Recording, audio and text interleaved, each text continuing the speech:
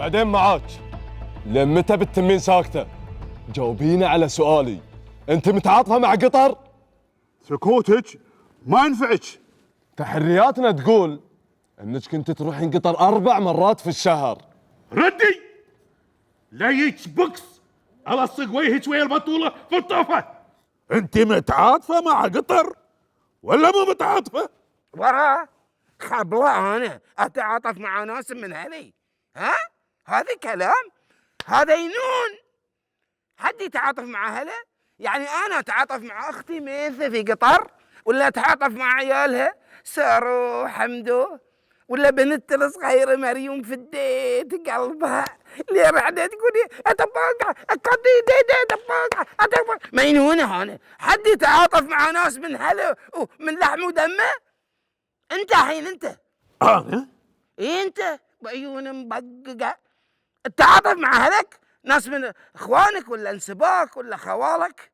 لا، اذا في نتعاطف يبا احنا نتعاطف مع الغريب اللي لا نعرفه ولا يعرفنا. طلع على الشيفه تطنزين علينا انتي؟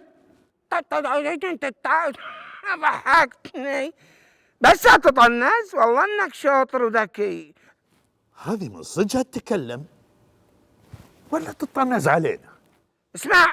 اسمعوا، بتمنعون نسافر قطر تقدرون، بتمنعون حد مني يتعامل مع اهلنا في قطر تقدرون، بتحاصرونهم تقدرون، بتمنعون عنهم الروب والحليب واللبن تقدرون، حتى لو فكرتوا تمنعونهم من الهواء اللي يتنفسونه بعد يمكن تقدرون، لكن انكم تمنعون حد منا يحب اهلنا في قطر ما تقدرون، الا اذا مسحتوا ماضينا ومشاعرنا وتاريخنا واخترعتوا جهاز يفصل دمنا عن دمهم الساكن في عروقنا.